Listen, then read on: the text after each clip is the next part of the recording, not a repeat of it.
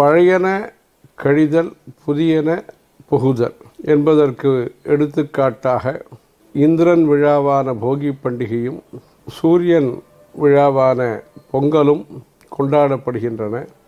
விவசாயம் செழிக்கவும் உலகம் சுபிட்சமாக வாழவும் அனைத்து மக்களும் நோய் நொடி இல்லாமல் வியாதிகள் இல்லாமல் நீண்ட ஆயுளுடன் நல்ல ஆரோக்கியத்துடன் வாழ்வதற்காகவும் அந்த சௌரம் சூரிய பகவானை வழிபட்டு வருகிறோம். பல ஊர்களிலேயும் சூரிய பூஜை நடைபெறுகிறது.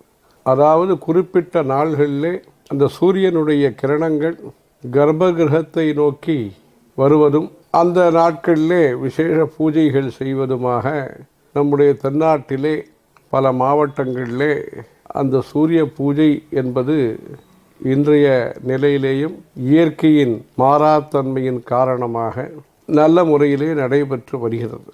நவக்கிரகங்களிலே பிரதானமாக இருக்கக்கூடிய அந்த சூரிய பகவானுடைய பூஜையை நவபாஷாணம் என்கிற இடத்திலே மக்கள் சிறப்பாக செய்து வருகிறார்கள். சூரியனால் கோவில் அந்த க்ஷேத்திரத்திலேயும் விசேஷமான கோவில் அமையப்பெற்று பிரசித்தி பெற்று விளங்குகிறது.